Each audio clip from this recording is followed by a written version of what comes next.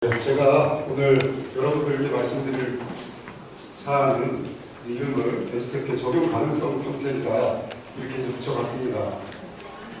사실 학교 현장에서 지금 지능정보 기술이 많이 발전하고 있는데 이걸 어떻게 좀 잘 쓰게 해야 되는가, 이게 제일 중요하잖아요.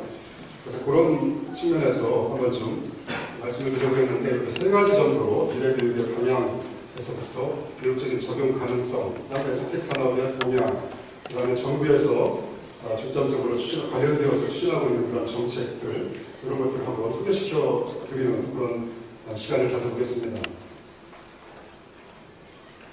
네, 사실 그 교육이 처음 출발했다고 해야 되나, 이렇게 시작될 때는 그러니까 옛날 후렵사회라든지 또 좀 더 발전해가지고 농경사회 이런 쪽일 때는 그때는 학교 교육은 없었잖아요. 사실은 그 필요에 의해서 또 필요한 때에 부모님으로부터 농사짓는 거, 사냥하는 거 이런 것들도 배우고, 또 옛날 귀족 신분 계급이 그럴 때는 귀족들이 자기 자녀들의 교양을 높여주고 하고 그러기 위해서 개인 가정비사를 준다든지 이런 식으로 해가지고 교육을 시켰습니다. 그 다음에 물론 조금 산업이 발전하고 그러면서 이제 보제교육 이런 형태로 좀 발전해 나가는 그런 거죠. 그때 좀 향수어린 그때입니다만, 그때를 요약을 하면 그럴 것 같아요. 지금처럼 한 사람 선생님이 여러 아이들을 앞에다 놓고 가르치는 그런 형태가 아니라 거의 1대1 내지는 1대 극히 소수에 대해서 이렇게 좀 정말로 페이스 친밀하게 이렇게 가르쳐주는 그런 관계였었는데, 이제 산업혁명이 이제 1차 산업혁명 이후에 전기기관 하고 그러면서 산업이 발달하고 도시에 일자리가 생기고 공장이 생기고 이렇게 하고 그러면서 그런 어떻게 보면은 근로자를 배출해야 할 필요성이 생겼습니다. 그리고 민주주의 이런 것이 이제 안정되어가면서 민주시민으로서 제대로 잘 자기 앞가림하고 살아갈 수 있도록 하기 위한 이런 교육이 필요한 거잖아요. 그래가지고 이제 근대적인 학교가 됐잖아요. 근데 근대적인 학교의 특징적인 모습을 한 가지로 얘기해 본다면 그런 것 같아요. 우리가 여기에서 나와 있으면 1870년 어셈블리 라인, 포드 자동차 만들어내는 일관적인 작업 그거 있지 않습니까? 그걸 상상해보면 학교 교육의 모습을 우리가 같이 이렇게 은유적으로 생각해 볼 수 있을 것 같아요. 그런 표준화된 교육 과정에 의해서 앞으로 직업 세계에서 그 아이들이 이렇게 해나가야 되는 일단 읽기, 쓰기, 세마기 이런 걸 가르쳐야 되잖아요. 이런 것들 가르쳐서 이제 내보내는 그런 교육을 하게 된 거죠. 그러면서 그러한 교육하는 모습이 거의 변하지 않고 쭉 왔습니다. 와서 우리가 지금 4차 산업혁명까지 이렇게 이루었다고 하고 그러는데, 아마 여러분들 수구나 이런 쪽 보면은 교육을 비판하는 그런 소리는 엄청나게 많을 거예요. 저도 얼마 전에 한번 흥미롭게 본 것이 있는데 이제 그런 내용이더라고요. 150년 전에 마차는 지금 자율주행차로 변하고, 그 다음에 수동 전화기는 지금 정말 거의 슈퍼컴퓨터급인 스마트폰으로 변하는데, 교육의 모습은 150년 전이나 지금이나 거의 변하지 않았다. 그래서 아주 신랄하게 이렇게 비판을 하더라고요. 사실 엘빈 토플러 같은 경우도 교육의 변화 속도 여기에 대해서는 그의 분의 미래죠. 그쪽에서 신랄하게 지적을 한 바가 있는데, 학교의 변화 속도는 시속 10마일이래요. 그렇지만 그 산업체의 그런 변화 속도는 시속 100마일인데 거기에 취업하려고 하는 학생들을 어떻게 가르치겠느냐. 그래서 되었는데, 제가 그 챕터를 다시 한번 좀 정확하게 읽어봤어요. 그랬더니 이건 그냥 점잖게 이렇게 한 말이고, 보니까 더 신랄하게 써있는데 거기를 조금만 정리하면 이런 내용이에요. 학교를 자동차를 이렇게 비유를 하는데, 타이어는 펑크 나고 카브레터에서는 연기가 풀풀 나오고 덜덜거리면서 간다는 거죠. 자기만 늦게 가면 좋은데 뒤에 오는 차까지 못 가게, 뒤에 오는 차까지 못 가게 한다. 이렇게 써놨더라고요. 물론 그건 미국 공교육 제도를 보고 이렇게 했을 거라고 저는 생각이 드는데, 그런 학교가 그렇게 극단적으로 이렇게 비난받을 만큼 그렇게 못하지는 않습니다. 좀 학교 현장에 가보고 그러면 정말 크게 변화된 그런 모습을 볼 수 있고, 그건 좀 이렇게 너무 단편적인 그런 비난일 거고 이렇게 하고 그러는데, 아무튼 변화의 속도가 늦은 것은 그 교육의 본질하고도 관련되어 있다는 생각이 들어요. 그래서 아무튼 이제는 단순하게 그 변화를 넘어선 파괴적인 혁신, 요즘에 저는 용어를 많이 쓰는데 이런 것이 필요하다. 근데 저는 지능정보기술이 발전하면서 우리가 에듀텍이라고 하고 있는데, 그동안 우리가 고질적으로 겪어왔었던 교육의 문제점을 우리가 해결할 수 있는 저는 기회가 왔다고 저는 생각이 듭니다. 아까 제가 표준화된 교육과정, 일대 다수의 교실 환경, 그 다음에 또 뭐 있겠어요? 교과서 그 범위를 벗어나지 않는 교사학습 방법, 그 다음에 교실이나 학교 담장을 벗어나지 않는 교육, 이런 것들로 지금 요약을 할 수가 있겠는데, 이런 것들을 에듀텍 발전된 지능정보 기술을 활용해가지고 우리가 교육자라면 누구나 혹은 안전학습, 개인의 그런 어떤 뭐랄까 역량, 수준 이런 거에 맞추어서 제대로 된 교육을 할 수 있는 그런 기회가 맞다 하는 생각을 가져봅니다. 이쪽 맨 오른쪽에 보면 이제 싱킹 스킬에서 낮은 단계에서부터 높은 단계까지 이렇게 있습니다만, 사실 우리가 3차 산업혁명, 그때는 지식정보화 사회 이렇게 했었죠. 컴퓨터가 인터넷이 도입되고 하고 그러면서, 그리고 그때까지도 사실은 지식에 대한 접근성이 되게 확대되고 그렇게 했었죠. 여전히 어떻게 보면 지식을 전수하고 하는 것이 교육의 어떻게 보면 중요한 그런 기능, 이런 것으로 작용해왔던 것이 사실입니다. 저는 정말 지금 어떤 분들은 싱귤러리티, 인공지능이 사람의 수준보다 훨씬 더 나은 능력을 발휘하는 그런 싱귤러리티, 과학적 특이점이 온다고 하고 그러는데, 우리 아이들은 정말 그런 인공지능을 도구로 삼아서 제대로 정말 앞으로의 세상을 살아가야 되는데, 여전히 학교 교육은 저는 요 단계에 여기 보면은 하나, 둘, 셋, 넷, 다섯, 6단계에 있는데, 여전히 리멤버링 내지는 언더스탠딩, 조금 더 나아가야 어플라이, 이런 정도에 머무르는 거라고 저는 생각이 들어요.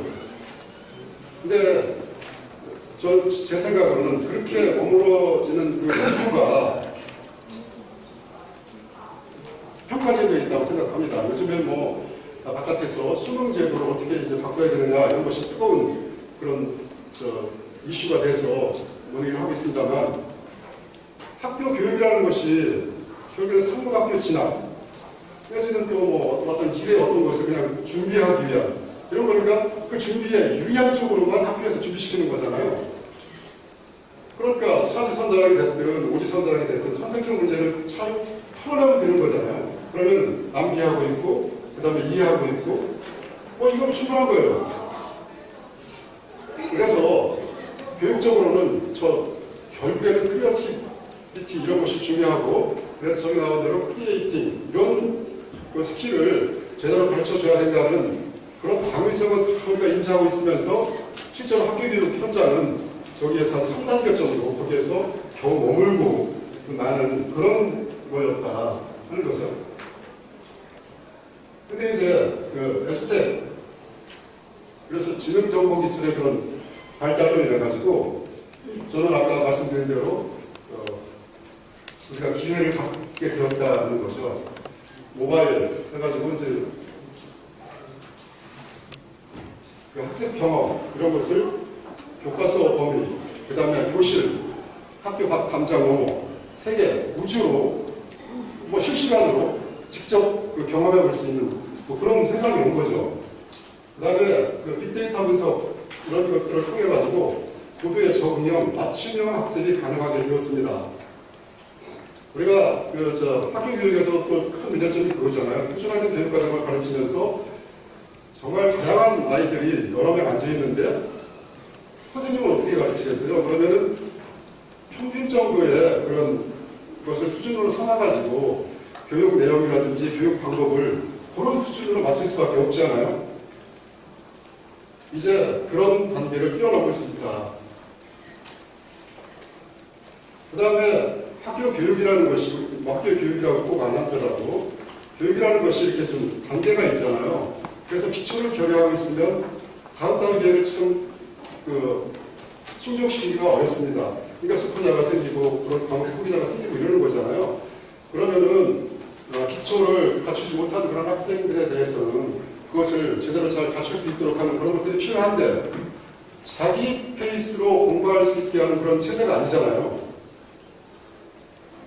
근데 그런 것들도 인공지능 그런 것들을 해서 가능하게 된다.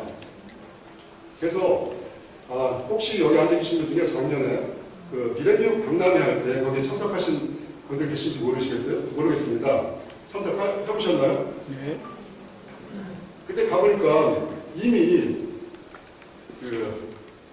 우리가 지금 여기서 설명하고 있는 그런 사안들이라든지 나름대로 학교 그런 실정에 맞게 에듀텍 그런 도구들을 교육에 실제로 활용하는 그런 사례들을 많이 볼 수가 있었습니다. 그때 제가 이제 회의식 때 인사 말씀을 드리면서 그 소감을 말씀드렸는데, 그러니까 미래교육이라는 것을 그럼 한마디로 정의를 해보겠다. 제가 이야기는 그런 거더라고요. 어려운 게 아니라 학교 같지 않은 학교에서 공부 같지 않게 하는 공부더라고요.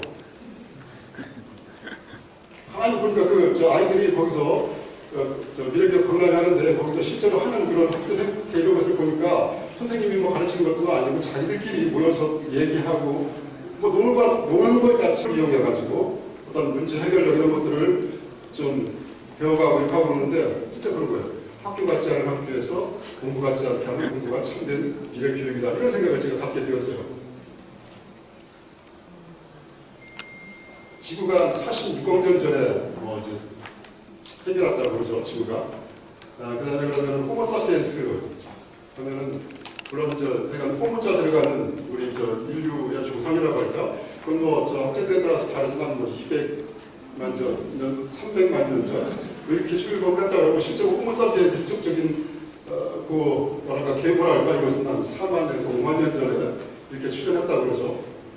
우리가 호모사피엔스라고 그러는데 호모사피엔스는 그야말로 합리성, 지식, 지혜, 많이 나가면 지혜 이런 것을 의미하는 그런 개념입니다.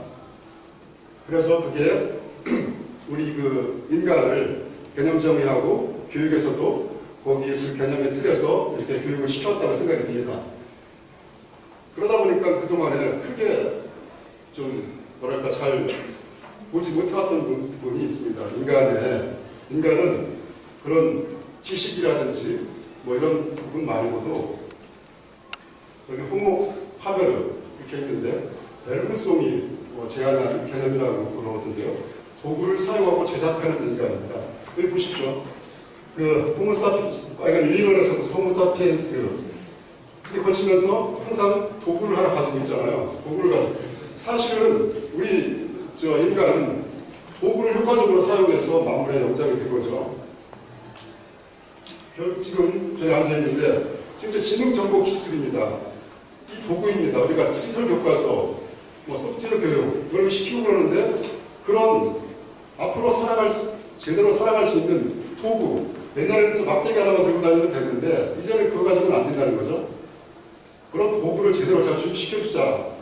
요즘에 메이커 스페이스, 메이커 교육 이런 거 강조하고 그러는데 이제 그런 면이죠. 그래서 이제 호모 파베르로서의 인간의 모습을 우리가 또 주의 깊게 봐야 된다는 말씀을 드리고 싶고, 또 하나는 호모 루덴스입니다. 오리하는 인간입니다. 그래서 우리는 그동안에 공부는 너무 이렇게 진지하고 엄숙하고 묵직하고 이런 거하고 가깝잖아요. 근데 그걸 잘못하는 거죠. 어떻게 보면 우리 민족은 DNA상으로도 신바람 그런 거 말씀들 많이 하시잖아요. 그래서 즐겁게 하고 신바람 나게 하면 훨씬 더 잘할 거예요. 축구 같은 거 하는 거 보세요. 독일을 그냥 이겨버리잖아요. 2대 0으로 우리가 독일을 이기는 건 어떻게 해요? 우리가 독일이 우리를 뭐 칠대요. 우리는 해내더라고. 그러니까 저는 교육도 신바람 나게 이제 그런 호모로덴스 이런 기능, 이런 개념이 더 강조되어 가지고 하면 훨씬 아이들이 잘할 수 있을 것이다.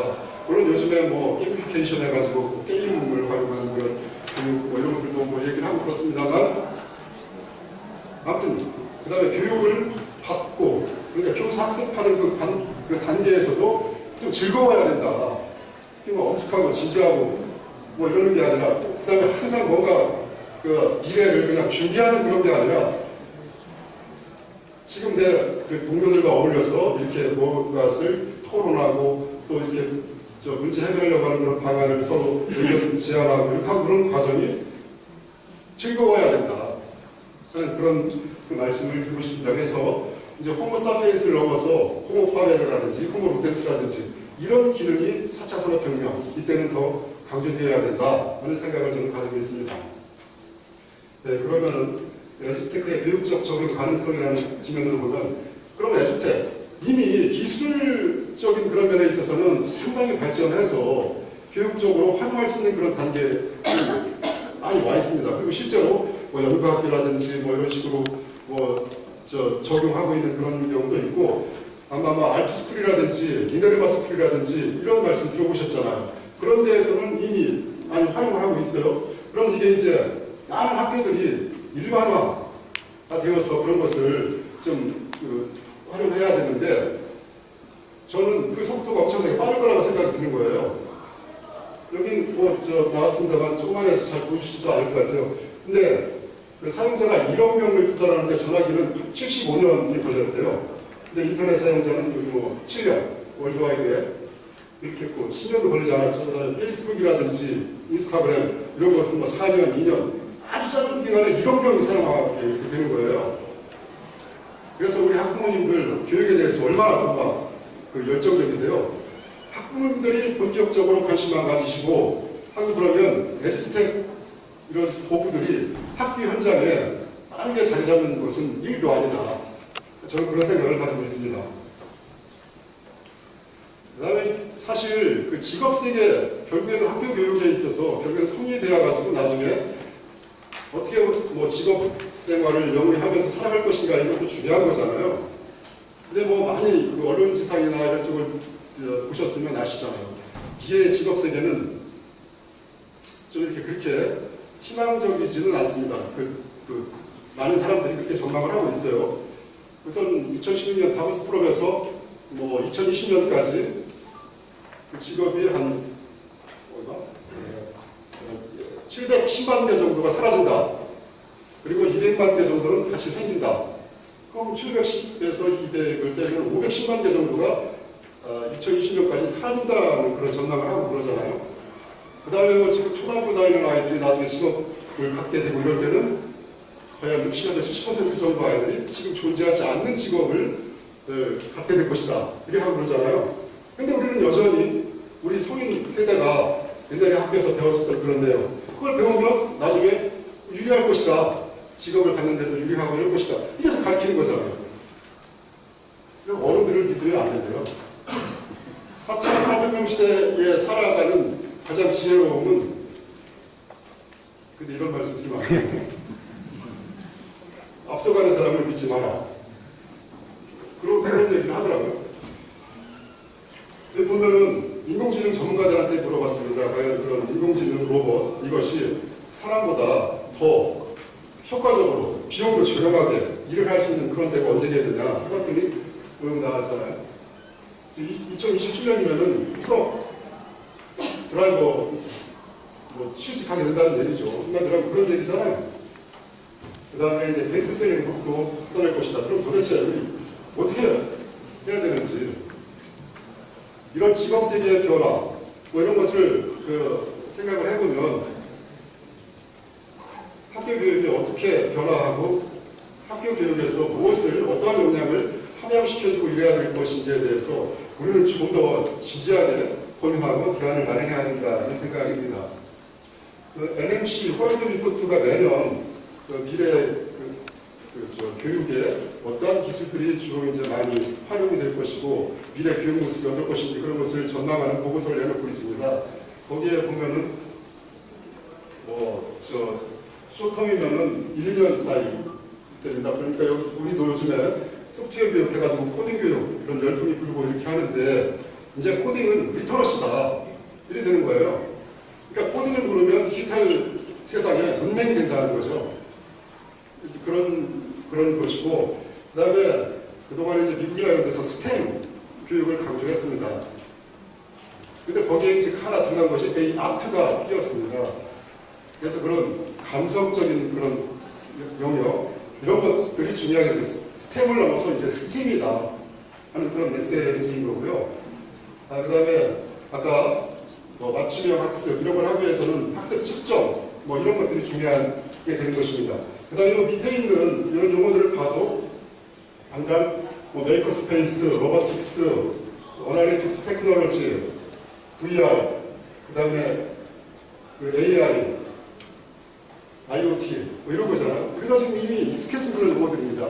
이것이 교육에 본격적으로 적용될 것이다 하는 것을 전망하고 있는 것입니다. 구체적으로 뭘 해보면 이 밑에 나와 있는 것은 학습관리 시스템인데 선생님이 자기 반 아이들의 그 모습을 이렇게 대시보드 형태로 볼 수가 있습니다. 여기에 이제 우리 아이들은 넥스트 웬스데이에 그랜가 시험을 본다. 근데 지금 예상컨대 아이들 공부하는 걸 봐서는 한 79점 정도 평균이 나올 것 같다. 그 다음에 아이들 수준을 이렇게 보면은 정상적으로 이렇게 하는 그런 아이들이 20%, 그 다음에 잘하는 아이들이 5, 이런 식으로 선생님들이 알 수 있습니다. 그 다음에 고등교육에서 아마 언론이나 이런 쪽을 통해서도 보셨을 거예요. 조지아 공대에서는 이미 인공지능 조교가 아이들을 상담도 해주고 했습니다. 근데 아무도 몰랐다는 거죠. 그래서 어떤 학생은 되게 친절한 여학생 같다 해가지고 데이트 신청을 하려고 하는 그런 생각도 했다고 그래요. 그렇게 이미 지능정보 기술은 우리 교육에 들어와 있습니다. 애리조나 스테이트 유니버시티 같은 경우는 어드바이저 이런 걸 통해 가지고 아이들 중도 탄압률 이런 것도 낮추고 그 다음에 타임 투 디그리에서 졸업하는 시간 이런 것들을 좀 줄여주고 하는 그런 효과를 보고 있습니다. 클라우드 컴퓨팅, 아까 우리 지금 교육의 문제가 교과서 범위 내, 교실 담장안, 학교 담장안 벗어나지 못한다고 하고 그러는데 이제 클라우드 컴퓨팅을 통해서 언제 어디서나 다양한 그런 기기들을 가지고 이렇게 협동 학습 이런 것이 가능한 거죠. 그래서 구체적으로 여기는 협업 문서를 활용한 그런 활동 이런 것들을 제가 소개하는 자료로 넣어봤습니다. 데이터 분석을 통해서 아까 맞춤형 학습 그런 말씀 드렸는데 이렇게 학습자들의 수준 진단, 그 다음에 이걸 어떻게 지금 개선시켜 나가야 될지 이런 것들을 정확하게 알 수가 있습니다. 그건 호주의 디킨 대학에서는 24시간 인공지능이 상담을 해주는 거죠. 여기 나와 있는 물론 초중등 학교는 좀 다를 수 있겠지만 시도하는 바가 크다고 생각이 듭니다. 여기 입학 등록에서부터 졸업생 정보 이르기까지 기숙사, 여기 나와 있는 학교 근처에서 입주할 수 있는 기숙사는 어딘가요? 바로 답을 준다는 거죠. 그 다음에 나는 내 커리어 이런 쪽으로 좀 이렇게 하고 싶은데 어떤 과목들, 어떤 과정을 이렇게 유지하면 좋겠다든지 이런 것을 24시간 실시간 이렇게 서비스하고 있는 것입니다.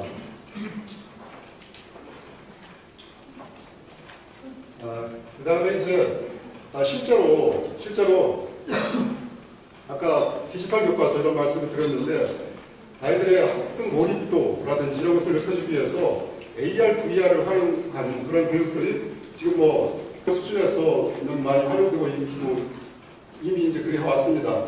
하지만 나중에 또 말씀드리겠습니다만 올해 2018년부터 디지털 교과서가 사회과학 용어, 그 다음에 또 소프트웨어 교육 이런 것을 통해서 이게 의무화될 소프트웨어 교육 이런 것이 의무화되고 그렇기 때문에 훨씬 더 이제 이런 것이 빠르게 현장에서 그 작동이 될 것이다. 이게 AR을 이용해서 뭐 아마 그 어디 이제 저 박람회라든지 그런 데 가서 보시면 막 서비스라고 하고 막 많이 나오지 않습니까? 그러면은 그런 경험을 우리 학부모님들도 직접적으로 한번 해보시는 게 정말 필요하실 것 같아요.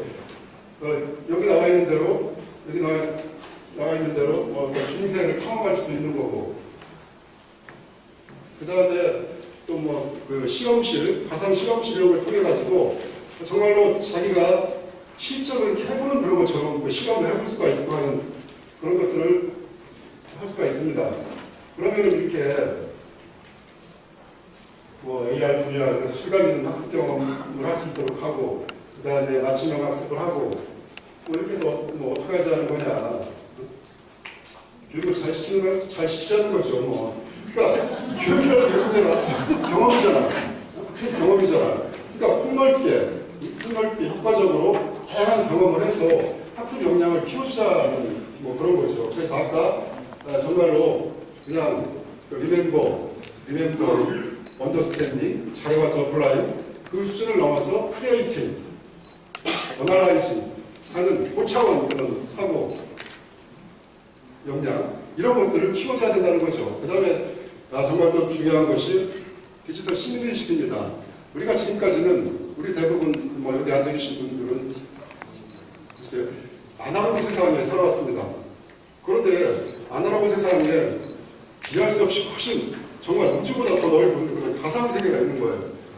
우리 아이들이 이제 그 세계에서 살아야 되는데 이제 내가 디지털 가상 세상이라고 해보시자고 그 디지털 시민으로서 살아가야 되는 그런 윤리의식 이런 것들을 함양시켜주는 것도 참 중요하다.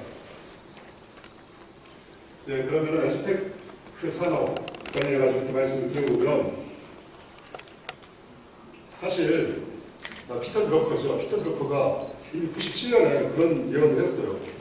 앞으로 한 30년 지나면 현재와 같은 학교는 역사적 유물로 전락하고 말 것이다. 그게 이제 70정보화 사회가 되면서 뭐 하면서 이제 학교의 그런 모습들이 많이 변화될 것이다. 이렇게 했어요. 이게 97년이거든요. 30년, 아니면 27년. 정말 예언이 정확한 거예요. 그런데 여기 나와 있습니다만은 이제 교육기관의 경제 파괴, 이제 대학이라든지 초중고도 마찬가지일 거예요. 이게 그런 그 과정을 전체 종합적으로 이수했다.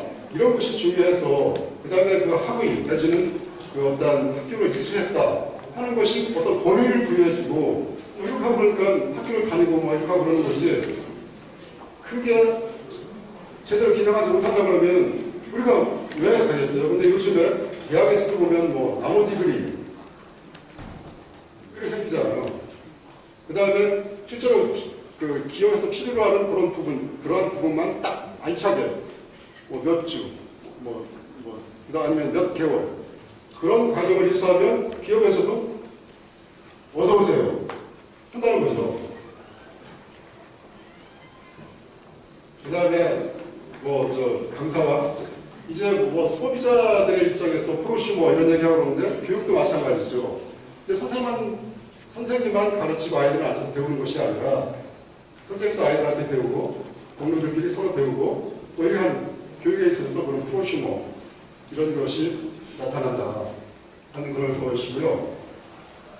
저 세 번째는 유통의 경제 파괴인데 중간 유통망이 사라진다. 이것을 학교 현장하고 이렇게 결합시켜서 보면 학교의 물리적인 공간 이게 거의 이제 무용지물이 되어버릴 수 있다는 그거잖아요.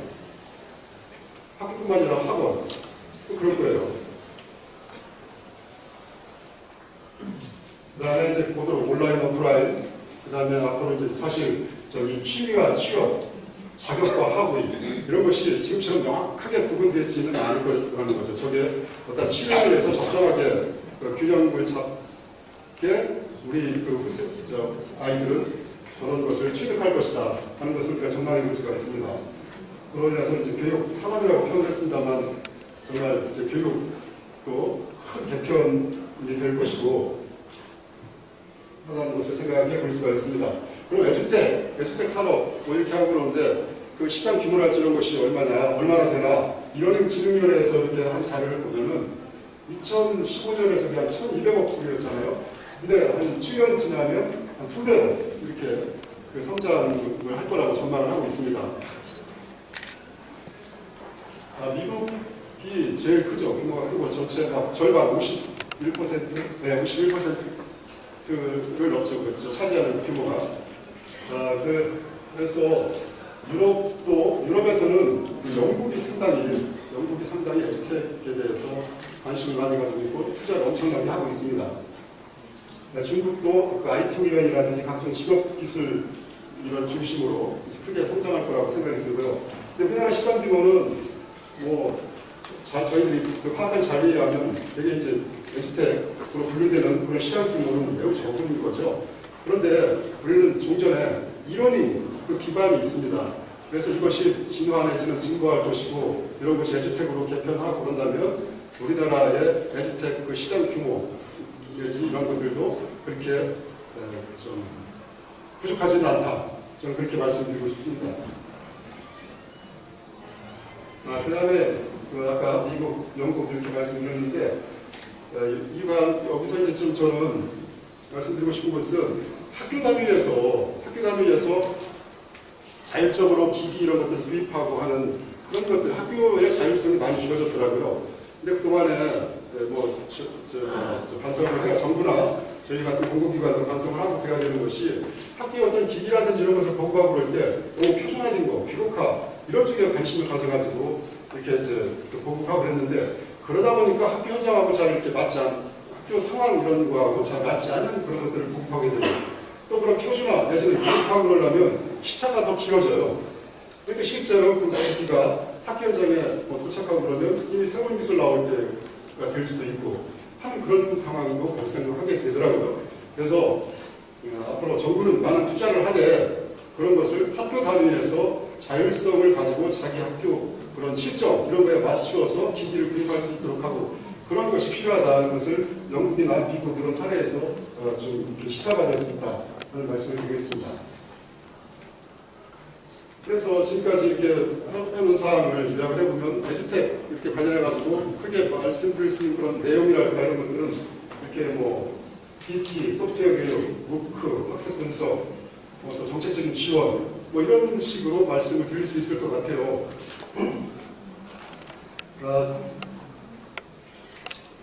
아까도 말씀드렸습니다만 2015년부터 사회, 과학, 영어 과목을 디지털 교과서로 보급을 했습니다. 그 다음에 소프트웨어 교육을 초등학교는 17시간, 그 다음에 중학교는 34시간 의무적으로 이렇게 하도록 그렇게 정했습니다. 그래서 지금까지는 연구학교라든지 시범학교 이런 형태로 운영되어서 그 규모가 매우 미미했는데 이게 전체 학교 단위로 이렇게 확대됐기 때문에 이게 에듀텍 시장에 큰 영향을 줄 것이다. 이렇게 생각할 수 있는 거고요. 무크 같은 경우 뒤에 넘어가면서 또 나오니까 설명을 한번 해보겠습니다. 아까 AR, VR 이런 것을 이용해서 다리 탐사전 이제 교과서를 배우면서 이런 것을 체험해볼 수 있다는 거예요. 디지털 교과서를 통해서 학교에서 공부하면서 이렇게 AR, VR을 활용해가지고 달 탐사선을 자기가 정말 그 우주인이 된 것처럼 이렇게 해서 경험을 해볼 수 있고 중생대를 직접 자기가 이렇게 걸어가면서 동료들도 만나고 이렇게 하면서 그런 체험 이런 것을 교실 현장에서 해볼 수 있다 하는 거죠. 그 다음에 저는 이제 그 고등교육기관 그 비례랄지 이런 거하고 이렇게 해서 관련해서 말씀드릴 기회가 있으면 그런 얘기를 합니다. 지금 이런 것이 이제 많이 이제 보급이 되고 하고 그러는데 온라인 그런 그 과정 이런 것을 통해 가지고요. 그냥 짧게만 말씀드리면 이런 거예요. MBA 과정을 제대로 이수하려면 한 8만 불 정도 필요해요. 근데 온라인 과정을 통해서 2만 불에 MBA 과정을 이수할 수가 있습니다.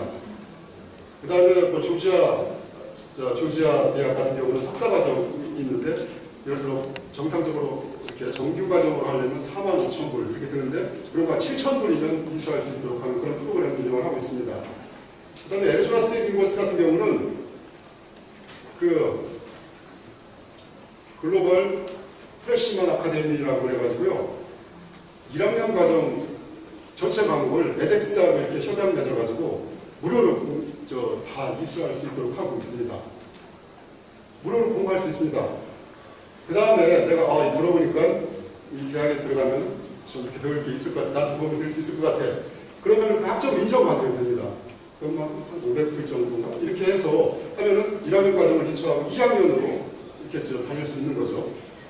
그래서 결국에는 지금 대학들도 거기서 등록금도 올리지 못하도록 정부에서 거의 10년 정도 이렇게 하고 그러잖아요. 그래서 경영의 어떤 효율성을 기하고 그러다가 교육이나 연구의 질이 떨어져서는 안 되는 거잖아요. 그래서 그 대학에서 결국에는 그 어떤 탈출을 할지 이것이 뭐냐, 결국에는 무크 뭐 이런 쪽에 있지 않을까. 저는 그런 생각을 가지고 있습니다. 우리도 K묵을 운영을 하고 있는데 뭐 요즘에 그 사용하는 그 빈도수가 많이 늘어나고 있다고 합니다. 그 다음에 우리 KBS에서는 저쪽에 나와 있는 KUCW를 운영을 하고 있습니다. 그래서 3만 건 이상 되는 그런 것이 있는데 물론 그 K묵처럼 킬러 콘텐츠급에 미치는 것도 물론 있지만 워낙 콘텐츠 수가 많다 보니까 우선 KUCW의 특징은 다양하다. 그 다음에 수준과 내용에 있어서 다양하다 하는 거죠. 한번 나중에 기회 되시면 고등학교 다니는 아니면 중학교 다니는 그런 자제분들이 있어도 한번 KUCW 이런 것도 한번 들어보라고 하면 좋을 것 같아요. 저 성공 사례 같은 경우 하나 예를 들어보자면 저도 세일을 좀 해야 되니까 그런 게 있다고 하더라고요. 그 고등학교에서 선생님이 아이들 사범대학에 관심이 있는 아이들 한 5명 정도를 이제 방과후 뭐 이런 걸 해가지고 교육을 시키는데 교육학 원론 뭐 이런 거 이제 자기들이 공부를 하도록 이렇게 했대요. 선생님이 좀씩 안내해 주시고. 근데 그래서 KUCW를 딱 검색을 해보니까 어느 학교, 그러니까 교육학과 교수님이 해놓은 KUCW가 있는 거예요. 그러니까 그걸 가지고 공부를 하는 거예요. 공부를 하면서 뭐 궁금한 사항이 있으면 교수님한테 메일 보내서 뭐 그래서 그 가운데 학생은 자기가 원하는 그 대학, 그 학과에 그 진학한 사례를 한번 실제로 그 성공 사례랄까 이런 데 와서 발표하는 것을 제가 들은 적이 있습니다. 원장님, 이런 정도가 그렇습니까?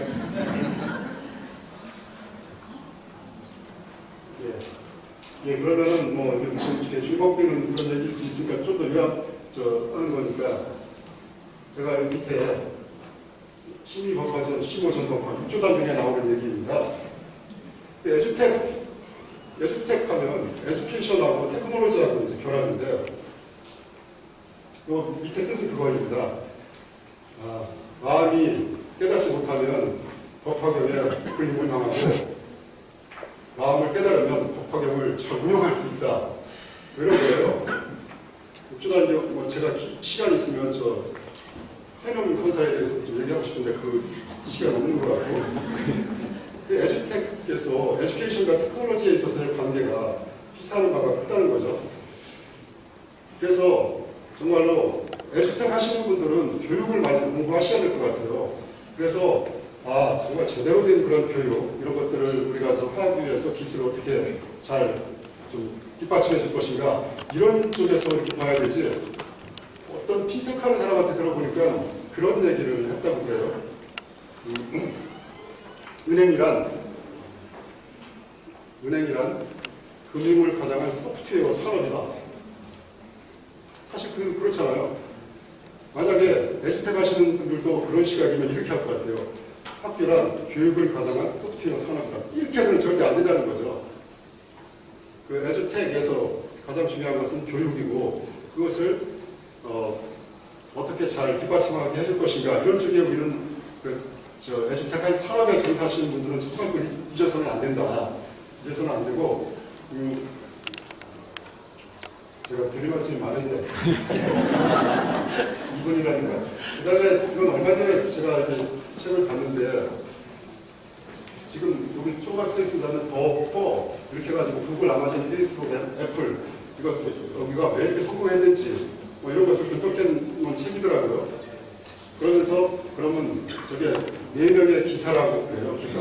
근데 저것이 과연 백마탄 기사인지 아니면은 요한계시록에 나오는 질병, 뭐 죽음, 뭐 이런 것을 하는 그 4명의 기사인지 하면서 그 다음에 그 5번째나 6번째 될 그런 것은 누가 될 것인가 그런 것을 예언을 하고 있는데 알리바바라든지 에어앤비 이런 쪽의 가능성이 있다 이런 식으로 얘기도 하고 그러더라고요.